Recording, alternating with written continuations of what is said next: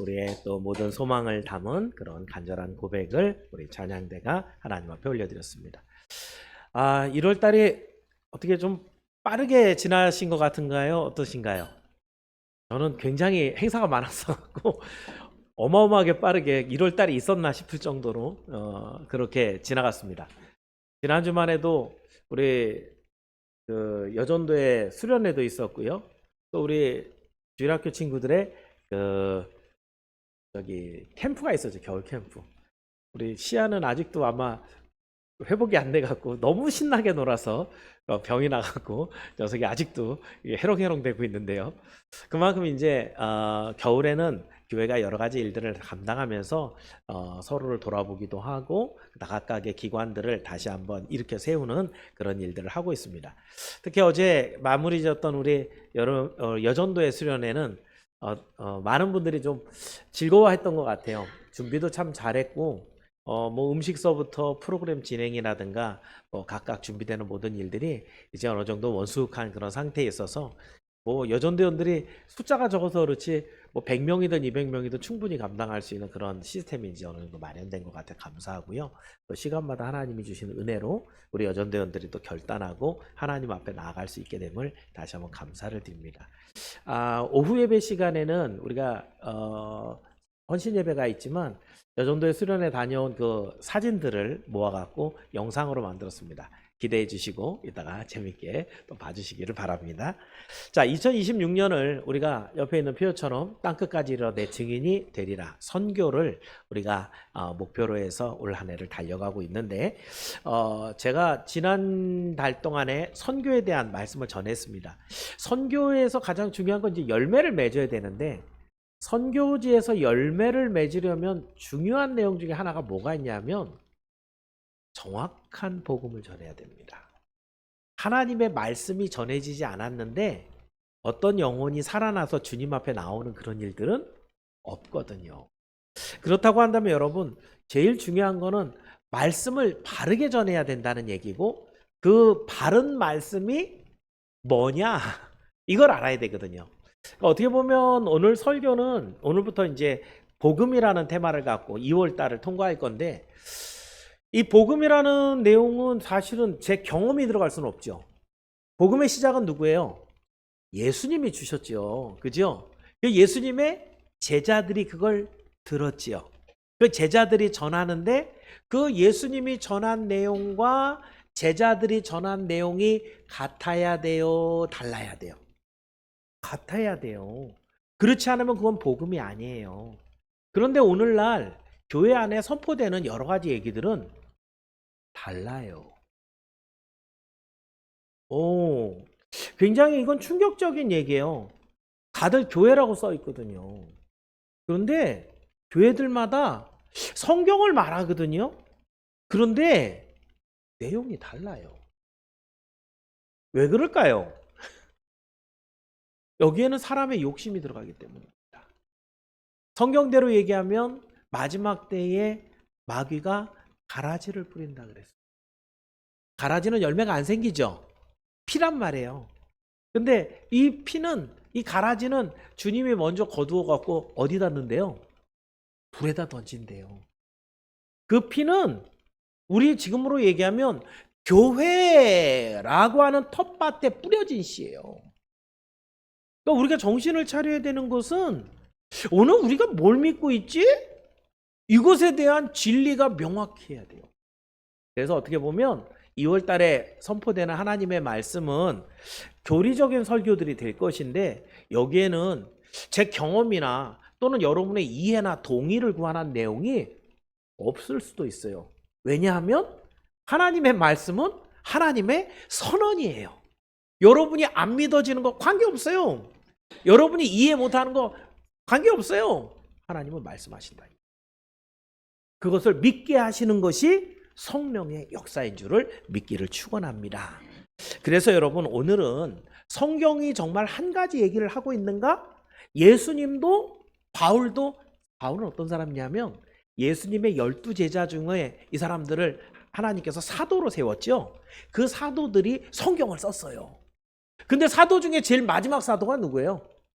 그게 바울이에요. 그죠? 바울은 예수님 따라다니지도 않았는데 다메섹에서 예수님 만나서 사도가 됐거든요. 마지막 사도였던 바울과 그 예수님이 처음 전했던 그 복음과 같은지 안 같은지. 그 다음에도 있지만 사실 성경은 사도 바울까지거든요. 그죠? 물론 요한도 요한계시록 맨 끝에 썼지만 요한은 한참 앞에 만난 사람이잖아요. 그죠? 중요한 건 예수님이 전한 복음과 바울이 전한 복음이 같으냐. 오늘 이 선양교에서 선포되는 말씀이 예수님의 말씀과 같으냐. 이걸 확인하셔서 정말 오늘 우리가 붙잡아야 되는 복음이 무엇인가.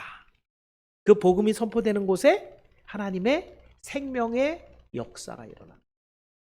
혹시 우리 지금 예배드리는 분들 중에는 아직 예수님이 믿어지지가 않고 천국이 있는지 없는지 긴가민가하고 그래서 아유 오늘 그냥 뭐 목사님이 그냥 짧게 끝냈으면 좋겠다라는 생각만 갖고 계시는 그런 분이 있을지라도 핵심은 뭐예요? 왜 예배드리는 거예요?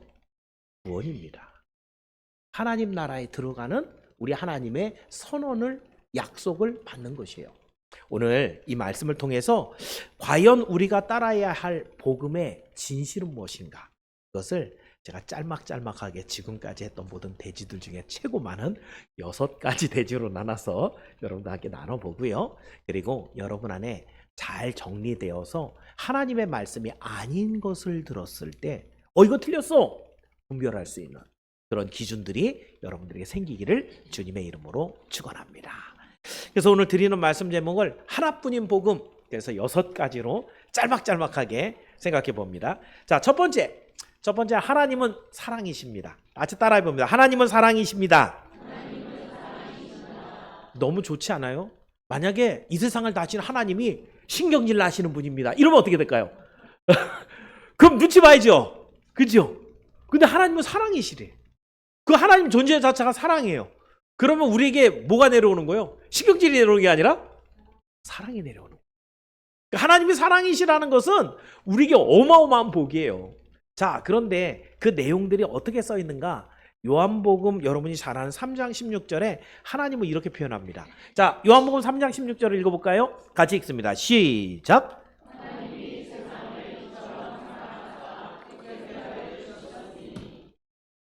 자, 거기까지만 써 있나요? 이는 저를 믿는 자는 안 써 있죠? 예, 잘했습니다. 자, 그런데 하나님은 어떤 분이시래요? 하나님은 이 세상을 이처럼 사랑하사. 하나님은 사랑이시라는 거예요. 그래서 사랑한다는 것은 말로만 사랑하는 게 아니에요. 뭔가 액션이 있었던 거죠. 하나님의 사랑은 어떻게 나타났대요? 그래서요? 뭘 보내요? 독생자를 보내서 어떻게 하시는데요? 십자가에 내주시잖아요. 사랑하는 아들을 우리를 사랑하시기 때문에 십자가에 내어주시기까지 하나님은 사랑이시다. 그러니까 여러분이 생각하는 하나님 나에게 이쁜 말 해주세요. 나를 위로하는 말, 나를 축복하는 말, 이거는 굉장히 얇은 하나님의 사랑을 쬐끔만 아는 모습이고 하나님의 사랑에 깊숙한 거 푹 파보면 어디까지라는 거예요? 당신의 아들까지도 우리에게 내어주는 사랑이 하나님의 사랑이라. 자, 그렇다면 바울은 뭐라고 얘기하고 있을까요? 오늘 우리가 로마서 얘기를 읽었는데요. 로마서 뭐 전체를 다 볼 거지만 5장 8절에 바울은 하나님의 사랑을, 특히 예수님의 사랑을 이렇게 얘기합니다. 한번 읽어봅니다. 시작.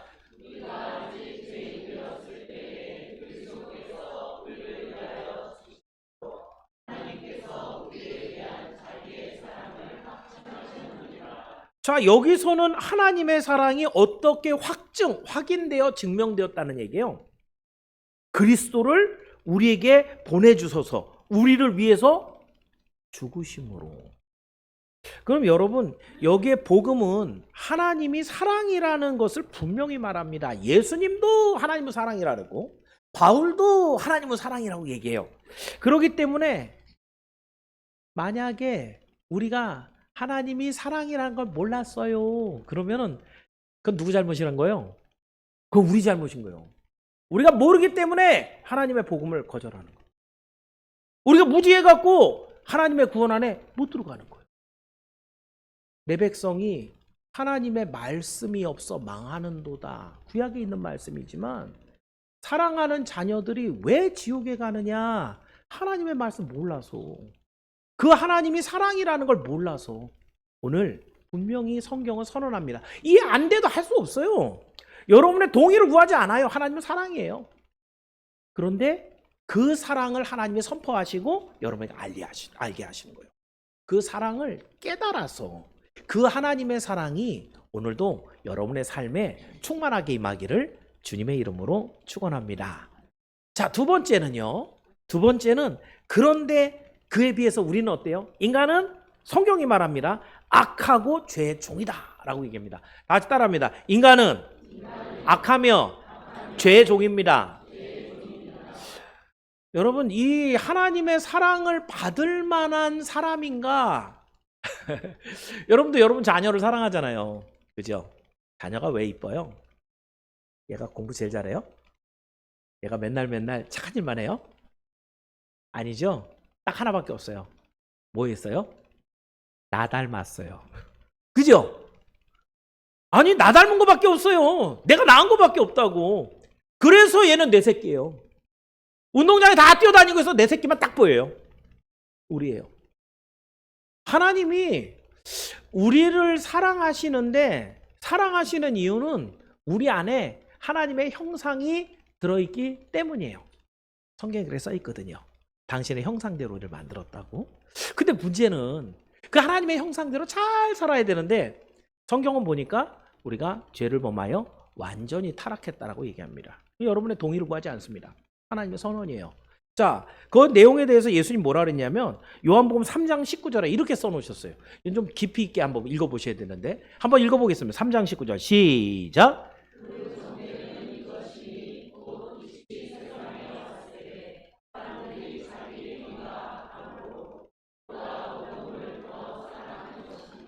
이거 은유적으로 예수님 얘기하신 거예요. 빛은 누굴 얘기하는 거예요?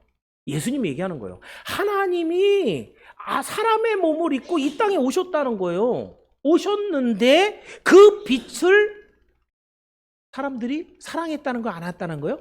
안 했어요. 오히려 어둠을 더 사랑해요. 왜? 이거 본문대로 얘기하니까 사람들이 뭐 하기 때문에? 자기 행위가 악해서. 난 조금 착한데? 난 저 사람보다 착해요. 이건 여러분끼리 갖는 비교 우위일 뿐이고요. 가끔 표현하기는 옛날에 푸세식 화장실에 있을 때 저희 어렸을 때 그런 데 살았거든요. 저는. 근데 거기에 보면 이렇게 하얗고 꼬물꼬물 다니는 놈들이 있어요. 어떤 애는 안에서 깊숙하게 수영하는 놈이 있고 어떤 애는 꼭대기 올라서 이렇게 쳐들고 있는 놈이 있고 겉으로 보면은 쟤는 때가 되게 많이 묻었는데 얘는 하얘요. 얘가 말해요.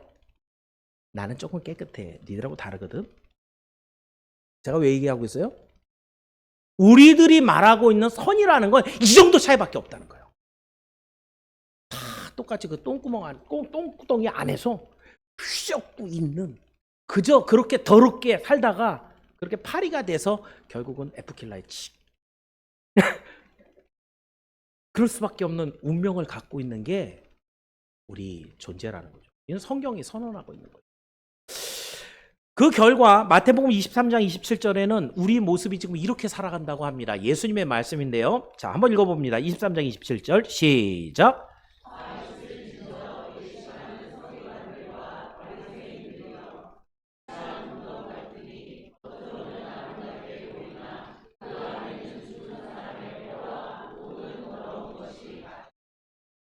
지금 여기에 나오는 서기관들이나 바리새인들은요, 나름대로 신앙생활하는 사람들이에요. 잘 살려고 애를 쓰고 착하게 살려고 죄를 안 지려고 애를 쓰는 사람인데 겉으로는 어때요? 회칠한 무덤, 밀가루 하얀 거 그걸 갖다 무덤에다 쫙 뿌려놓는. 이 이스라엘의 무덤은 흙벽이었거든요. 거기를 하얀색으로 싹 칠해놓으면 어때요? 깨끗하고 이쁘죠, 그죠? 무덤 안 같죠, 그죠? 근데 어때요? 예수님 뭐라 하는 거예요? 그렇게 회칠한 무덤같이 깨끗하고 이뻐 보이지만 그 안에 들어가면 뭐밖에 없다? 죽은 시체, 뼈하고 그리고 그 안에 죽어있는 더러운 것들만 가득하다.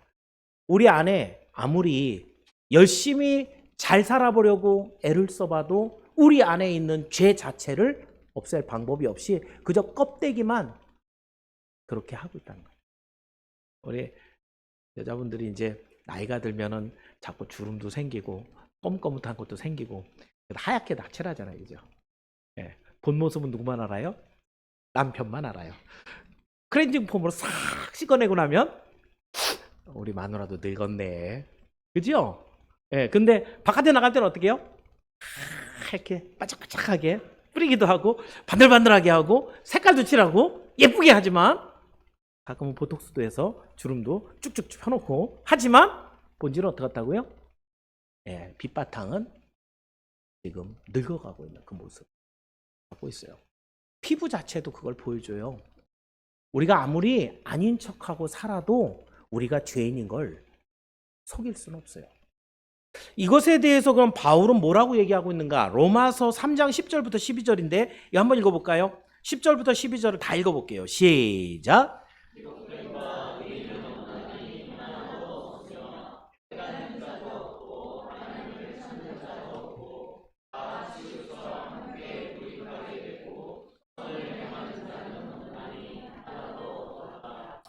아니 죄인인 줄 알아야지 깨달아야지 뭔가를 해결을 할 텐데 깨닫는 자도 없대요. 깨닫는 자가 없으니까 그걸 해결하려고 하나님 앞에 나와야 해결이 될 텐데 하나님 앞에 나오려고 하는 사람도 없어요. 그러니까 다 치우쳐 한 가지로 어디로 갔어요? 다 무익한 헛된 것, 죄 짓는 것 여기에 가 있어서 하나님 보실 때 선을 행하는 자는 몇 명이나 있다는 거예요? 하나도 없다. 이게 인간 삶의 본질이에요. 근데 여러분의 마음속에 당신은 죄인입니다. 당신 소망이 없어요. 당신은 다른 방법이 없어요. 그냥 죽어야 돼요.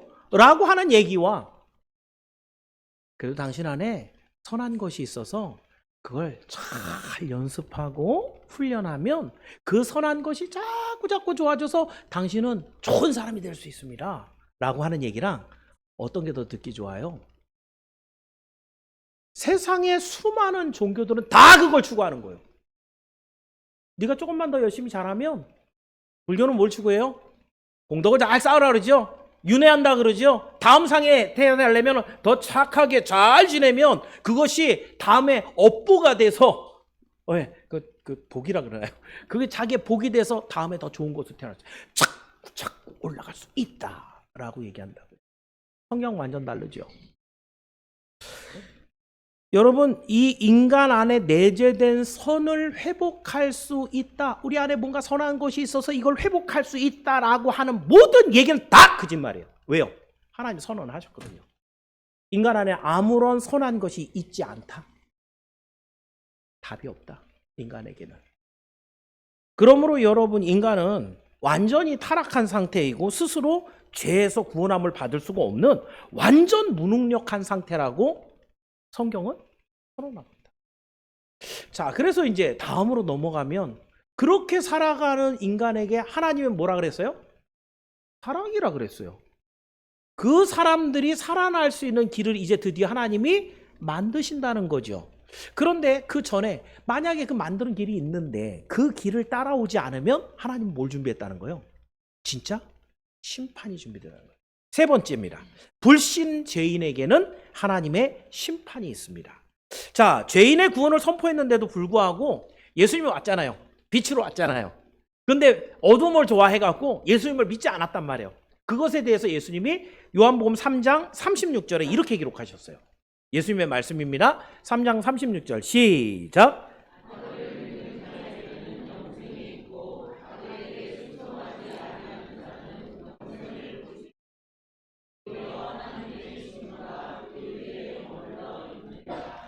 여기에 이제 교회 잘 안 다니시는 분들은 왜 예수를 믿어야 구원을 받아? 나름대로 착한 일 하면 되지. 다른 사람한테 유익을 끼치면 그것도 착한 일 아니야? 아까 제가 구더기 얘기 드렸는데 그거 차이밖에 안 나요. 그렇게 해갖고는 구원을 받을 수가 없어요. 하나님께서 작정하신 한 가지 일, 당신의 아들을 믿는 자에게만 구원을 주신다는, 여러분이 이해 구하지 않는다니까요. 이거 하나님 선언이에요. 이 세상을 다스리는 창조주의 명령이란 말이죠. 그 예수님을 믿는 자에게만 내가 구원을 줄 거야. 근데 우리가 고집스럽잖아요. 그죠? 말 잘 안 듣잖아요. 아니 그런 게 있어. 난 내 마음대로 살아보다가 죽고 나서 봐야지 뭐. 죽고 나서 보는 거예요. 죽고 났는데? 그런데 어떻게 하는 거예요? 불신자에게는, 믿지 아니하는 자에게는, 그 아들을 영접하지 아니한 자에게는 영생을 보지 못하고 도리어 하나님의 진노가 그 위에 머물러 있다. 이 진노는 꺼지지 않습니다. 다시는 기회가 없는, 죽은 다음엔 다시는 기회가 없는 하나님의 심판이 그 위에 있다라는 얘기죠. 누가복음 13장 1절부터 5절에 요거는 읽어볼 내용은 아니고요. 예수님이 하시는 말씀 중에 이런 게 있었어요. 빌라도에 의해서 갑자기 목숨을 잃은 그런 갈릴리 사람들이 좀 있었고, 갑자기 망대가 무너져갖고 18명이 깔려 죽었어요. 오늘날에도 그런 일들이 많잖아요. 사건 사고 때문에. 이 사람들 뭐 특별히 잘못한 것도 없는 것 같은데 이 사람 죽었어요. 그런 걸 보고 사람들이 볼 때 에이 뭔가 죄 지은 게 있으니까 그래 저런 사고로 죽었겠지, 이렇게 생각을 하는데 예수님은 거기서 딱 잘라 얘기하는 거예요. 야, 갈릴리 사람들, 그 빌라도가 죽인 사람들이나 망대에 깔려 죽은 18명이 다른 사람들 뭐 죄 많이 지은 것 같대? 아니야. 여기는 누구라도 그렇게 죽어 마땅해. 왜? 죄 때문에. 하나님의 진노가 쌓여있기 때문에 언제 어느 순간에 그렇게 죽어도 마땅한 죄인이야. 왜냐하면 하나님이 열어놓으신 구원의 길을 찾아가지 않은 그 사람에게 하나님은 진노를 쌓아놓고 있어 라고 말씀한다는 거죠. 마찬가지로 바울도 이 얘기는 똑같이 합니다. 로마서 1장 18절의 말씀인데요. 자, 요거는 이제 예수를 믿는 사람들도 좀 주의 깊게 들으셔야 되는 말씀. 자, 한번 읽어볼까요? 1장 18절입니다. 같이 읽습니다. 시작.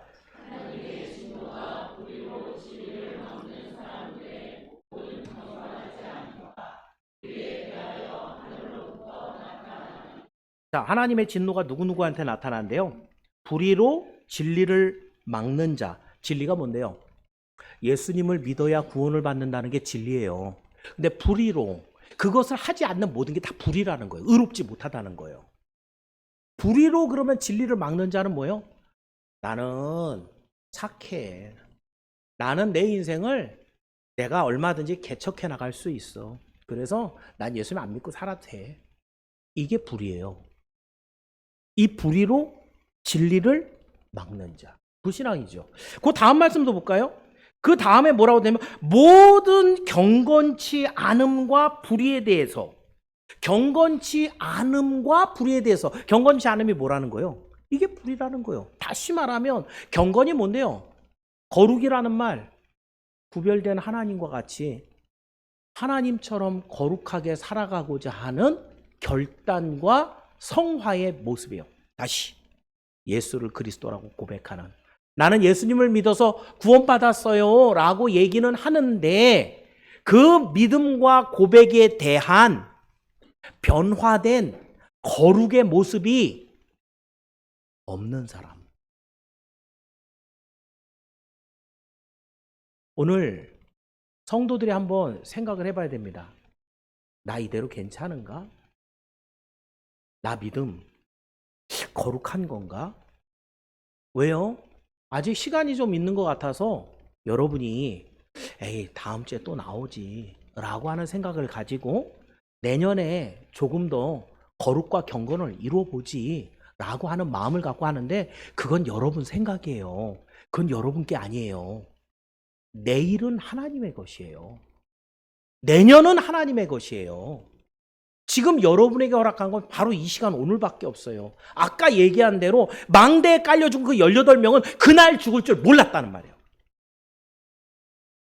그 시간만 그 사람들의 것이었는데 그 시간마저 하나님 앞에 온전하게 진리를 막아놓고 모든 경건하게 살아가야 되는 삶을 아는데 그렇게 살지 않은, 그 모든 것을 하나님께서 뭐라고 얘기하냐면 불의에 대해서 하나님은 하늘로부터 내리는 하나님의 진노가 임하게. 우리 여전대원들 이번에 수련회 하면서 제가 아브라함의 섬김에 대한 이야기, 그 가족의 족장인 아브라함이 낯선 나그네 셋이 왔는데 자기가 뛰어요. 99세거든요. 어마어마하게 대접을 해요. 하나님이 몰랐거든요. 그랬을 때 하나님이 아브라함 너는 내 벗이야. 하나님의 일을 맡았을 때 네가 급하게 막대하게 최선을 다해 끝까지 수고한 네 모습은 내가 참 기뻐하는 모습이야. 이게 거룩이에요. 하나님의 뜻을 행할 줄 알고도 행치 아니하는 게 이 불경건한 거예요. 오늘날 우리 한국 사회 안에, 교회 안에 이게 얼마나 가득한지 몰라요. 다 그렇게 살고 있어, 다. 성경에서는 천국에 가는 길을 좁고 협착하다 그래요. 만약에 이렇게 살아가도 다 구원을 받을 것 같으면 예수님 그렇게 쓰시면 안 돼요. 여러분이 평균 내시면 안 됩니다. 신앙은 개인적인 것이고 절대적인 것이에요. 하나님 앞에 단독자란 말이에요. 우리 엄마가 신앙생활 잘했기 때문에 나도 구원받는 거 아니잖아요. 하나님 앞에서 내 신앙이 온전해야지 되거든요. 내 와이프 신앙 때문에 나는 그 옷고름 붙잡고 갈 거예요. 이거 안 돼요. 모든 여러분의 신앙이 하나님 앞에 보여졌을 때 불경건한 거, 이것이 하나님의 진노로 임한다. 이렇게 끝까지 고집을 부리면 참 더 좀 골치 아픈 말씀이 있는데 로마서 2장 5절에 이렇게도 기록되어 있습니다. 한번 읽어볼까요? 2장 5절입니다. 시작.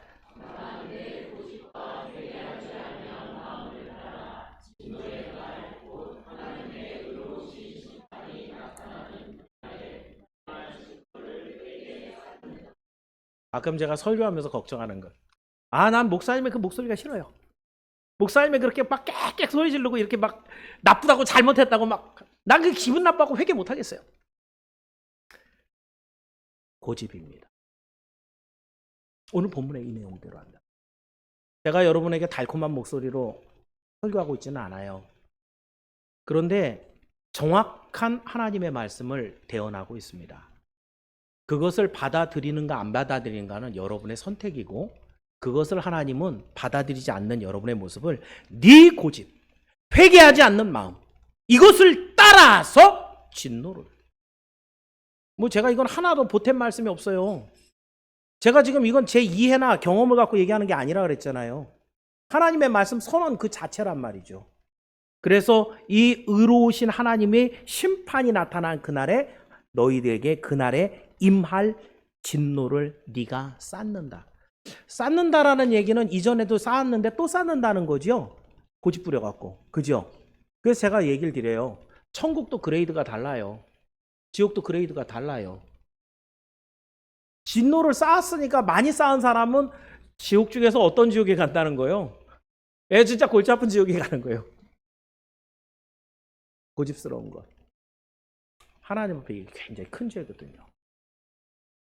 여러분, 그러므로 여기까지는 좀 신경질 나는 얘기들이에요. 복음은 죄로 가득한 인생들에게 하나님의 진노의 심판이 있다라고 선언합니다.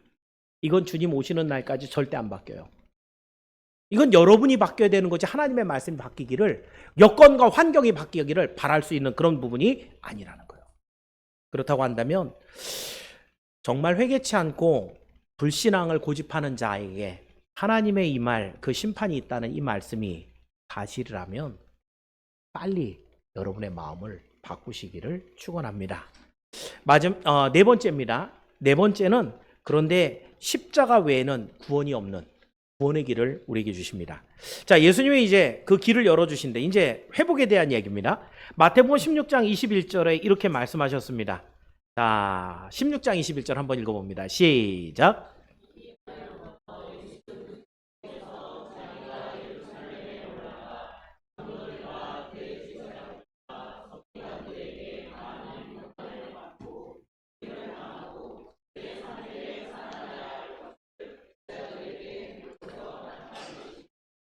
예수님이 십자가에 대한 이야기를 처음 예고하신 장면이에요.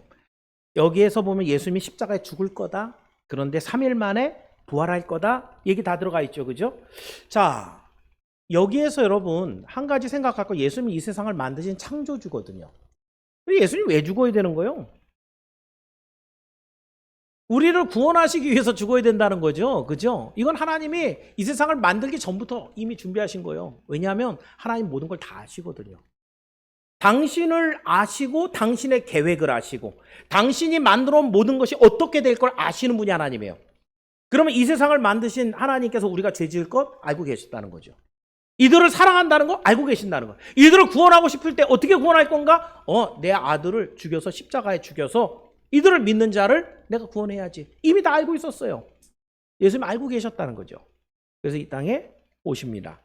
자, 그렇게 오셔서 하시는 일, 요한복음 6장 53절에 이렇게 기록되어 있습니다. 예수님께서 이제 하시는 말씀입니다. 읽어봅니다. 시작.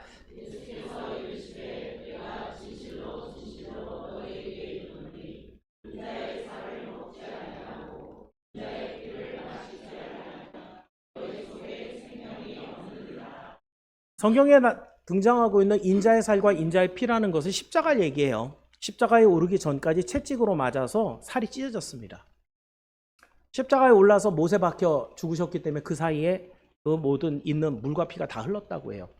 인자의 살을 먹는다, 인자의 피를 마신다. 이는 은유적 표현이죠. 그 인자가 감당한 고난을 믿고 자기의 모든 죄를 슬퍼하며 뭐 때문에 죽으신 거예요? 우리의 모든 죄를 대신 짊어지시고 그 죄에 대한 모든 값을 그 당신이 올라가서 대신 죽어주심으로. 그러면 주님 감사해요. 내 죄에 대한 용서 다 받았으니까 오늘도 나는 얼마든지 죄를 지어도 되겠네요. 아니죠. 이건 예수님을 믿는 사람의 모습이 아니에요. 이건 은혜 받은 사람이 아니에요. 어쩌면 나 같은 그런 죄인을 위해서 예수님이 그 처절한 십자가에서 하나님이신 당신이 죽으십니까? 죄송함이 있어야죠.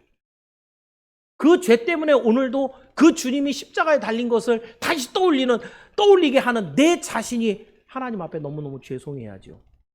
그래서 그 죄 때문에 슬퍼하고 주님 앞에 내가 다시는 죄 안 짓겠습니다 라고 하는 고백이 있어야 그 죄사함을 받은 은혜를 입은 사람의 마땅한 모습이죠. 여기서 예수님이 하신 말씀 그거예요. 내 살을 먹고 내 피를 마시지 않는 자는 그 십자가 앞에 돌아와서 내 고난에 대해서 너무너무 가슴이 아픕니다 라고 하는 통의 눈물이 없는 사람은 구원을 받은 사람이 아니라는 거죠.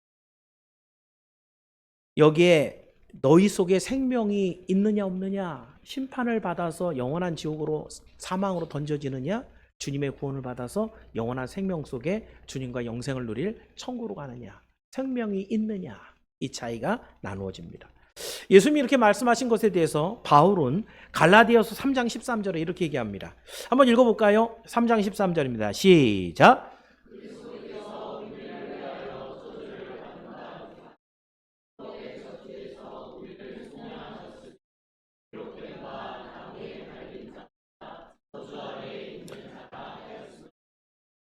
예수님이 치르신 것은 우리의 죄값뿐만이 아니라 우리가 받아야 되는 모든 저주까지도 가져가신 거예요. 하나님의 진노라는 건 화가 나신 거잖아요. 그죠? 그 죄를 짓는 우리를 보고 화가 나신 것인데 그걸 때린 것으로 만족하시는 게 아니에요. 미워하시고 우리를 두려워할 정도로 화를 내시는 그 모습 자체, 그 저주를 받는 그 모습 자체가 다 우리가 감당해야 할 죄의 형벌이었던 거예요. 예수님이 십자가에서 맺히신 엘리 라마 사박다니. 하나님과 예수님은 단 한 번도 그런 관계에 있었던 적이 없어요. 그저 그 두 분만 계셨어도 예수님과 하나님은 영원토록 즐거워하실 두 분이란 말이죠. 근데 나의 하나님 어찌하여 나를 버리셨나이까 라고 하는 그 주님의 절규는 우리의 모든 저주를 짊어지시고 그 두려운 하나님의 얼굴을 대면하신 주님의 그 놀라신 그 비명소리를 담은 것이 그 대사죠. 그랬을 때 바울은 이 갈라디아서 1장 13절에서 우리의 모든 저주도 예수님이 가져가셨다. 그리고 로마서 8장 1절에는 십자가를 믿고 주의 종이 된 자들에게는 우리에게는 대신 이렇게 하십니다. 8장 31절이에요. 한번 읽어볼게요. 8장 1절이에요. 시작.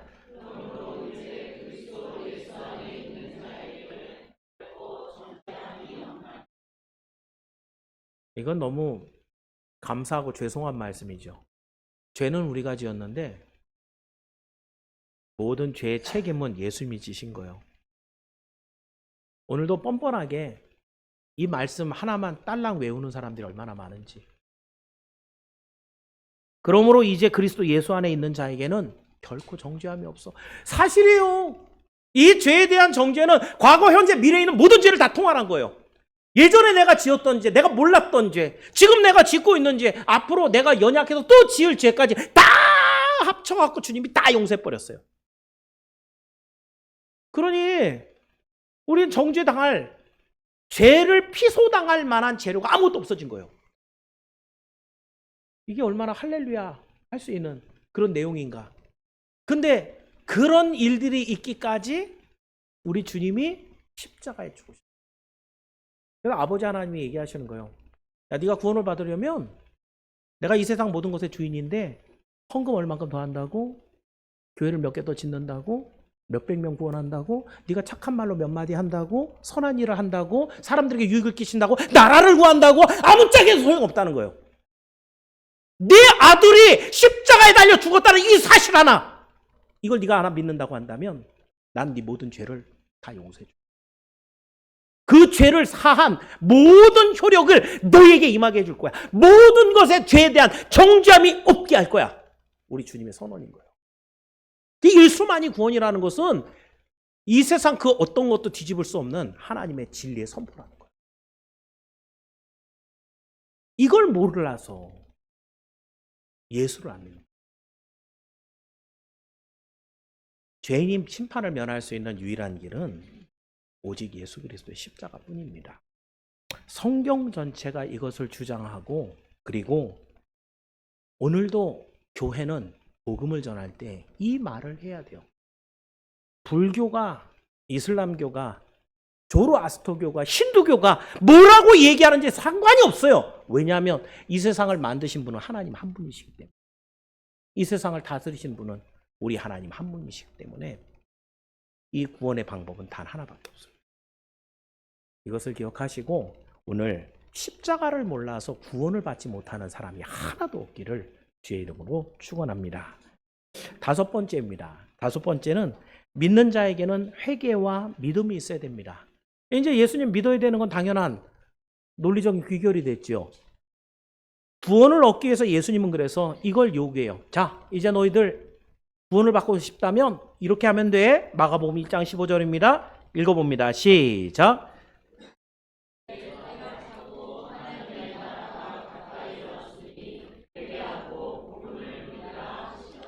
여러분, 마가복음 1장이면은 예수님 이제 막 공생애를 시작한 처음인 거예요, 마지막인 거예요? 1장이니까. 예, 시작하자마자 예수님 시작하는 거예요. 3년 후에 십자가에 달리실 거잖아요. 예수님 다 아신다니까요. 3년 후가 됐든 30년 후가 됐든 300년 후가 됐든 다 아셔요. 시작하면서 이미 다 하는. 야, 내가 십자가에 달려 죽을 건데 회개하고 네 죄를 회개하고 돈을 얻어. 회개해. 천국이 가까이 왔어. 라고 시작부터 얘기를 하시는 거예요. 요한복음 3장 18절에 아까 이거 안 읽었습니다. 18절 한번 읽어봅니다. 요한복음 3장 18절. 여기도 이렇게 돼 있어요. 시작.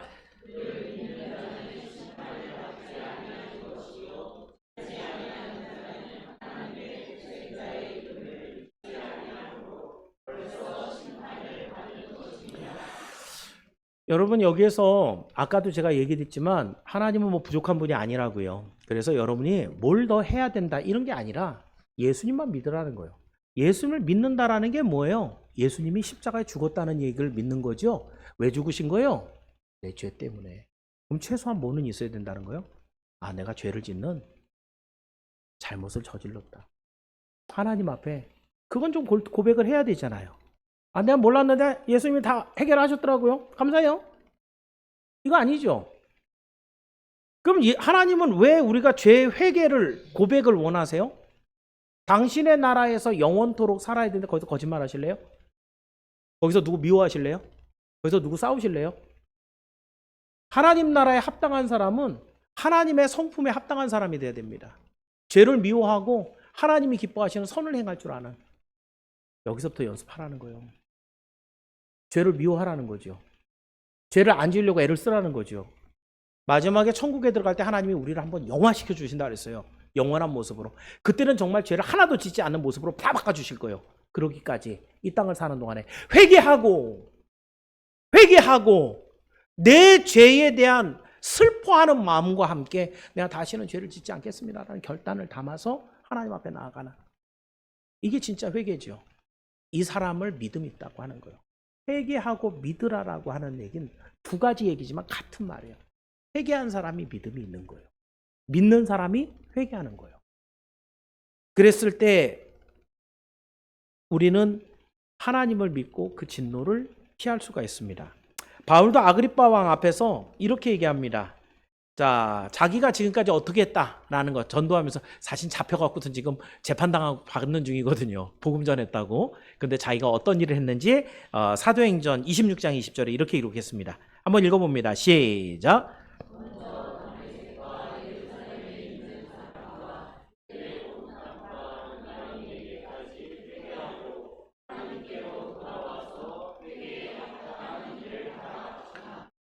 지금 피소를 대갖고 붙잡혀갖고 재판을 당하는데 바울이 지금까지 뭐 했다는 거예요? 나 다니면서 이방인들에게 회개하라 그랬다. 회개. 하나님을 믿고 예수님을 믿고 회개하라 그랬다. 회개해야 된다. 예수님 말씀하신 거랑 바울 얘기한 거랑 지금 일치된 한 가지 얘기를 하고 있다는 거죠. 그뿐만 아니라 뭐 여러분이 알고 있는 사도행전의 빌립보 감옥에서 이 간수에게했던 아주 유명한 사도행전 16장 31절의 말씀, 이것도 한번 읽어볼게요. 시작.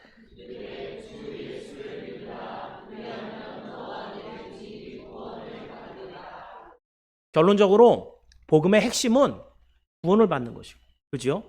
구원을 받기 위해서 꼭 필요한 것은 회개와 믿음이에요. 이 두 가지가 아니에요. 회개는 곧 믿음이고 믿음은 회개를 동반하게 돼 있어요. 그것이 없이는 믿음이다라고 말할 수가 없다는 거죠. 그렇습니다.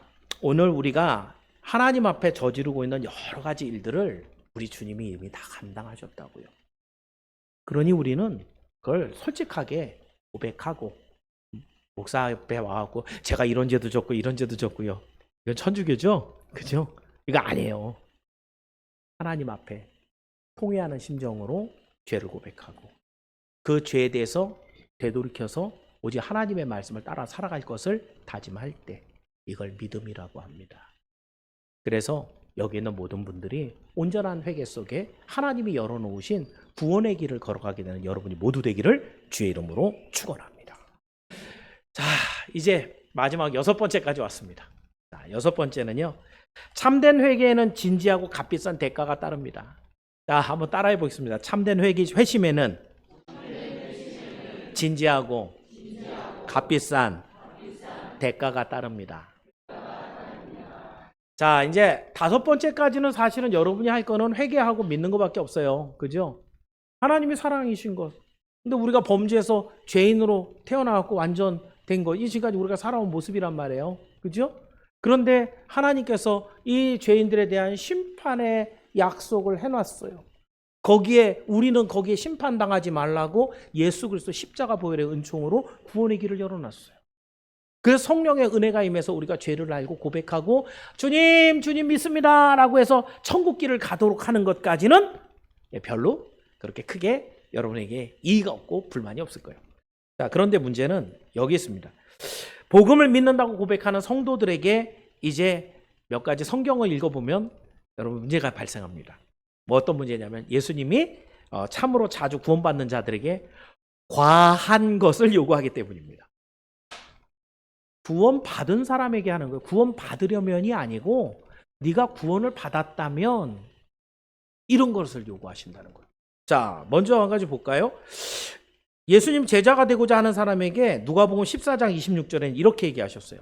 자, 14장 26절입니다. 누가복음 읽어봅니다. 시작.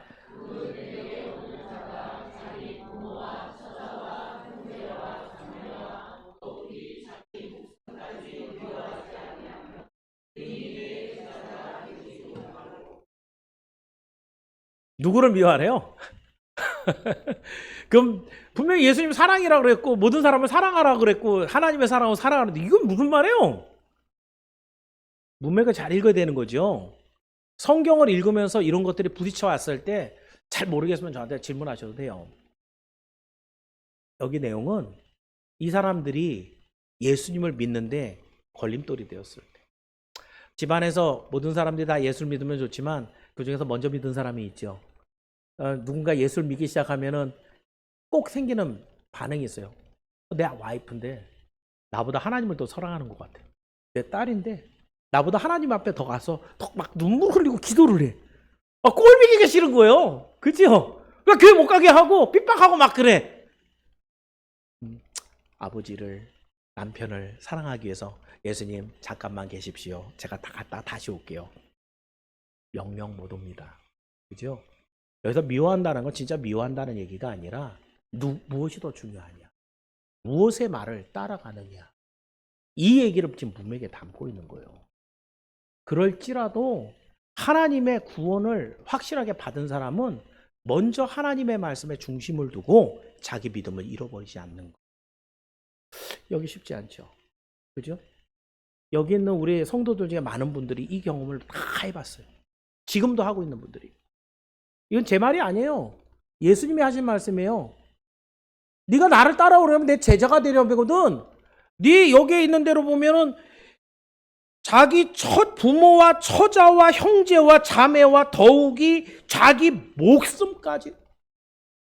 다른 사람은 이해하겠는데 내 목숨은 왜 나왔어요?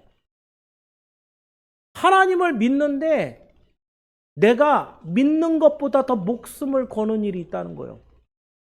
돈 버는 일에, 공부해갖고 좋은 대학 가는 일에, 내가 갖고 있는 꿈과 비전을 이루는 일에, 그런 것들이 더 앞서 있는 모든 것들을 자기 목숨까지 커봐야 네 목숨보다도 못한 거잖아. 그럼 네 목숨까지 미워해야 돼. 너를 구원한 예수 그리스도가 가장 살아가는 삶의 우선순위에 올라와 있어요. 지금 이 말씀이란 말이에요. 쉽지 않죠. 조금 더 구체적인 더 힘든 말을 한번 볼까요? 한 부자 청년에게 한 말씀입니다. 누가복음 18장 22절인데 한번 읽어볼까요?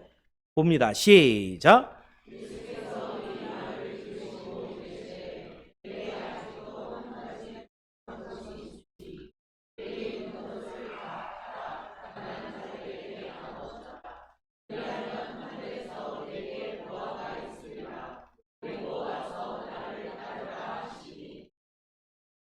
이 부자 청년은 어려서부터 믿음의 가정에 태어나서요. 율법 잘 지켰던 친구거든요. 예수님께 나와서 주여 내가 영생을 얻으려면 어떻게 해야 될까요? 그랬더니 율법에 있는 말씀 다 따라해. 그랬더니 지금까지 제가 다 했어요. 뭐 또 부족한 게 있을까요? 자기만만하게 얘기하고 있을 때 예수님이 사랑하는 마음으로 그 친구를 바라봅니다. 저 같으면 제가 만약에 예수님 상태로 그 부자 청년의 그 마음의 간악함, 교만함 이런 거 볼 때 요놈이 이랬을 것 같은데 예수님이 성경에 보면은 사랑하시라, 사랑하사 이렇게 돼 있어요.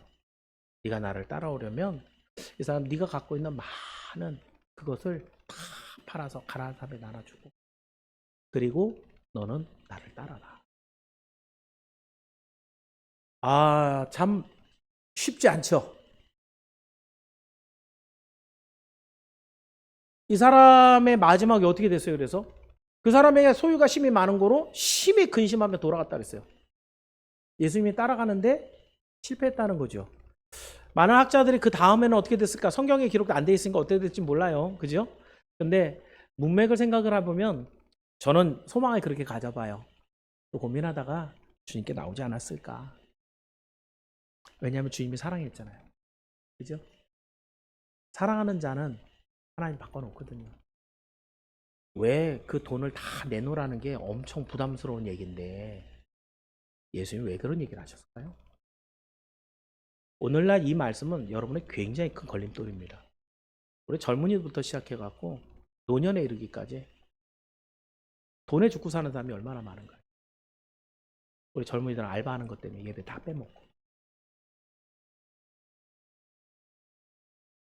일이 있으면 예배는 안 나오고 신앙은 내려놓으면서 휴일날 근무가 잡히거나 당직이 잡히면 그건 안 빼고 하잖아요. 주님이 좀 서운하실 것 같아요. 당신은 십자가에 달려서 여러분을 죽기까지 사랑하시고 다 내주시는데 우리는 알량한 물질도 하나 못 내놓는 믿음이라고 할 수 있느냐? 네 믿음이 있느냐? 라고 주님이 물어보시는 거죠. 진짜 회심한 것은 하나님 앞에 입술의 고백이 있는 게 아니라 삶의 증거가 있는 거죠. 삶의 증거가 있는 거죠. 그것을 볼 수 있는 한 구절 마태복음 7장 21절인데요. 주님이 하신 말씀입니다. 읽어봅니다. 시작.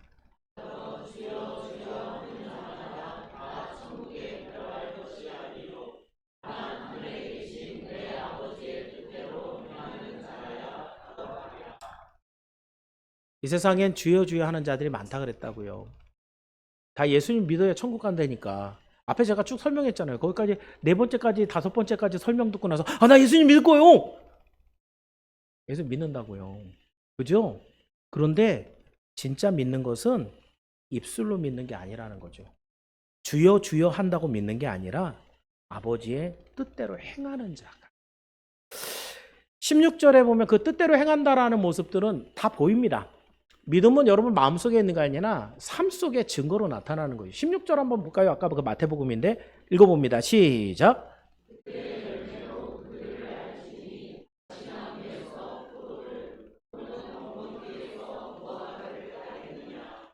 믿는 사람은 믿는 삶의 모습에서 저는 믿는 사람이야. 딱 보면 보이는 열매가 있다는 거예요.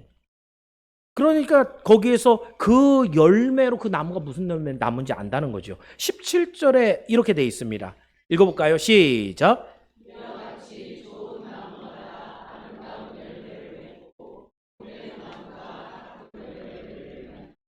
예수님을 믿는 사람과 어떤 열매를 맺으라는 거예요?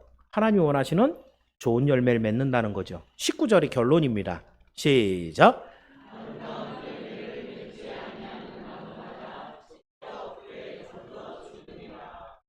네.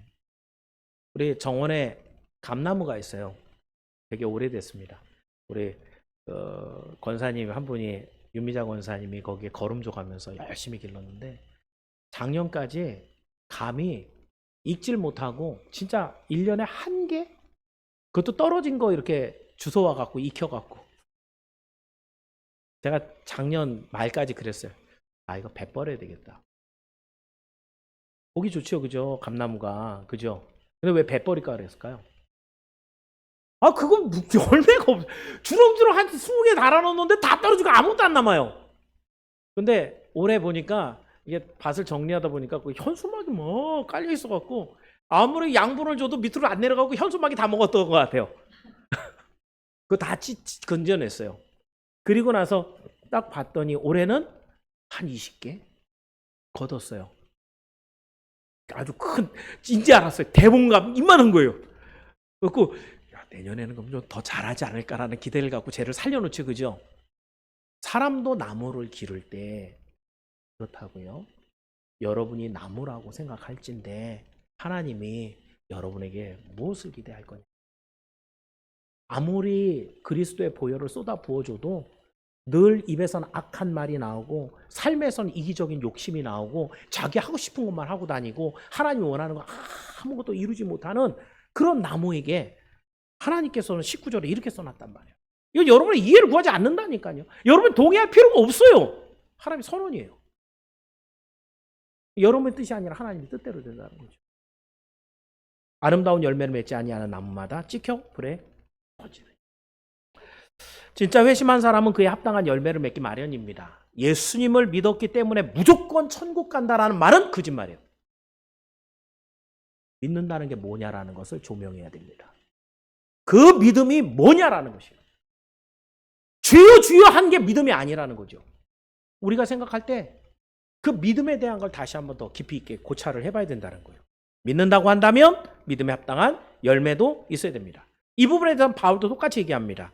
바울도 세상과 철저하게 구별된 삶을 살아갔다고 한다면 골로새서 3장 1절 2절에 이렇게 얘기합니다. 자, 골로새서입니다. 1장 2절입니다. 시작.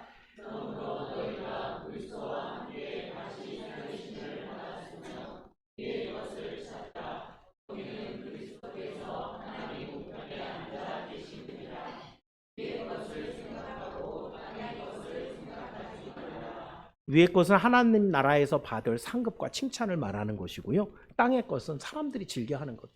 돈, 건강, 명예 이런 것들. 이런 것에 마음 놓지 말고 하나님을 향해 가라. 바울은 그래서 그렇게 얘기합니다. 세상에서 누렸던 그 모든 것들 그걸 나는 오늘 배설물처럼 여긴다 라고 얘기했습니다. 그러면서 너희는 믿음 안에 있는가? 고린도 후서 13장 5절. 이거 굉장히 중요한 얘기인데 한번 읽어볼게요. 고린도 후서 13장 5절입니다. 읽어봅니다. 시작.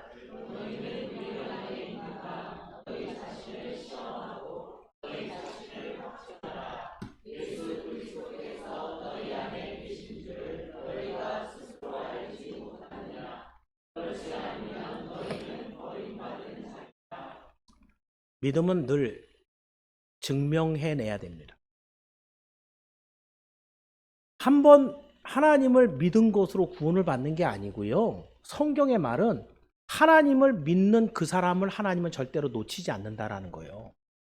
한번 믿기로 작정한 그 하나님, 구원하기로 작정한 그 사람은 하나님 절대로 포기하지 않는다는 거예요. 내가 30년 전에 20년 전에 나 예수 믿는다고 고백하고 눈물 뿌려 기도해서 나 세례 받았어요. 근데 요즘 교회 안 다녀요. 오늘 확인이 안 되는 거죠. 믿음 지금 없는 거죠.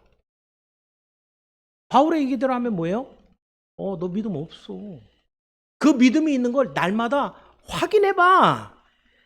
너희는 네 안에 믿음이 있는지 너희 자신을 시험해서 늘 확증해야 돼. 그리고 확신을 가지고 자신만만하게 주님이 나를 구원하셨으니 나는 오늘도 천국 갈 믿음을 갖고 있어. 세상아 덤벼봐. 라고 하는 자신만만함으로 세상에 나가라는 거예요. 이게 성도의 능력이에요. 이게 없으니까 세상에서 뭐 한 가지 던져두면 두려워서 빌질질 끌려다니고 눈치 보고 타협하고 이러한 모습들이 나오는 거예요. 구원은 결코 다 된 잔치상에 와서 숟가락만 올려놓고 들면 되는 것이 아닙니다. 예수님도 바울도 끝까지 그 믿음을 지켜야 될 것을 얘기하고 있고, 그래서 계시록 2장 10절에는 네가 죽도록 충성하라, 그리하면 내가 생명의 관을 내게 주리라 그랬습니다. 여러분, 복음을 얘기했습니다. 복음은 여기까지 가야지 복음입니다. 오늘날 교회들이 얼마나 말랑말랑하고 달콤한 설교를 하고 있는가. 왜 다 죽는 거예요? 병원에 갔는데 그 병원에서 이거 별거 아니에요. 빨간 약 좀 바르고 약 3일 먹으면 나아요. 암인데 3개월 이내에 죽는데 내가 지금 고칠 방법이 없어서 아프다고 죽는다고 얘기하면 저 사람한테 상심이 될 거니까 빨간 약 발라갖고 약 3일째 지어서 보내야지. 그 마음을 위로하고 나 안 죽는데 3개월은 잘 살겠죠, 그죠? 죽습니다. 여러분의 기분이 나쁜 것, 마음이 무거운 것, 제 책임이 아니에요. 우리의 실존이라는 거죠. 그리고 하나님은 살 길을 열어주시죠. 처음으로 돌아가면 하나님 사랑이시잖아요. 우리가 살기를 바랍니다. 하나님의 뜻대로 천국에서 영생 누리길 바랍니다. 왜 우리가 그 길을 가기 싫어해요? 우리 왜 내 죄를 자꾸 버리기 싫어요? 아까 얘기했잖아요. 우리는 악해서 죄의 종이라서, 어두움이라서, 빛을 싫어해서 주님이 오시는데 영접하지 않아요. 그 우리 본질이에요. 내놓기 싫은 거예요. 내가 왜 주일마다 주일 예배 가서 예배를 들어야 돼? 그 깨끗 소리 지르는 전 목사님의 그 설교를 내가 오늘도 듣고 있어야 돼? 싫은 거예요. 왜요? 죄인의 본질적인 모습이에요. 근데 하나님은 천국에 합당한 여러분을 만들어서 천국에서 영원히 쇠하지도 않고 망하지도 않는 그런 나라의 여러분을 초대하시는 거예요. 예수님을 믿는다라는 것, 복음이라는 건 이것입니다. 정확한 복음을 알고 세상이 달콤하게 하는 유혹에 넘어가지 말고 이단들이 쓸데없는 것 만들어갖고 여러분을 유혹할 때 넘어가지 말고 분명한 복음을 붙잡고 예수님처럼 바울처럼 끝날까지 여러분의 믿음을 지키기를 축원합니다. 사랑하는 여러분, 오늘 오직 하나뿐인 복음이라는 제목으로 여러분과 말씀을 나눴습니다. 하나님은 사랑이신데 우리는 악한 죄의 종이라서 죄인에게는 하나님의 온전한 심판이 마련되어 있다고 했고요. 그런데 하나님은 당신의 은혜로 십자가를 마련해서 예수님을 거기에 달아 죽였다고요. 당신의 사랑을 확증했다고요. 그리고 구원받는 방법을 오직 그 예수님 한 분만을 믿기만 하면 구원한다 그랬어요. 근데 믿는다라는 것이 쉬운 일이 아니라 그랬어요. 왜냐하면 우리가 죄인이라 그 구원을 받고 나서도, 믿음을 갖고 나서도 죄의 유혹 속에 세상 따라가고 물질 좋아하고 거기에 내 모든 정신을 쏟아붓고 있는데 주님 그러지 말라 그래요. 너희가 구원을 받았으면 땅의 것을 버리고 위의 것을 찾아라. 그래서 오늘도 하나님의 말씀 앞에 겸손하게 엎드려야 하는 것. 이게 진짜 복음. 그러므로 여러분, 오늘 우리는 시대나 문화나 배경이나 여건 때문에 복음을 수정하거나 취사 선택해서는 안 됩니다. 복음은 처음부터 완벽했고 지금까지 똑같이 전해지며 종말까지 그 1.1획도 바뀌지 않습니다. 이걸 바꾸려고 하는 자들, 엉뚱하게 가르치는 자들 다 적그리스도인 거예요. 주의 복음을 훼손하고 주의 구원의 길을 가로막는 자들이에요. 이게 없으면 하나님 앞에 아무도 못 나가요. 기억하셔서 우리가 지금 선교하고 있지 않습니까? 땅끝까지 이뤄 내 증인되고 그곳에도 하나님의 교회가 세워지고 구원의 복음이 있어야 되는데 정작 우리는 구원을 받지 못한다. 이건 얼마나 어리석고 바보 같은 일입니까? 적어도 선양의 이 울타리 안에 들어와 함께 신앙생활하는 여러분들은 온전한 복음을 아십시오. 그 복음을 붙드십시오. 그리고 천국의 주인공이 되십시오. 그래서 여러분이 가는 어느 곳에서든지 저 사람은 정말 예수 증인이야, 저 사람은 정말 하나님의 나라에 들어갈 인도자야 라고 하는 그 인정을 받으면서 땅끝까지 예수님 증인되는 여러분이 되기를 주님의 이름으로 축원합니다. 기도하겠습니다. 은혜로우신 아버지 하나님, 오늘은 성경에 여러 가지로 퍼져 있는 복음의 이야기를 예수님이 하신 말씀과 바울 선생이 하신 말씀을 함께 살펴보면서 온전한 복음에 대해서 생각해 봅니다.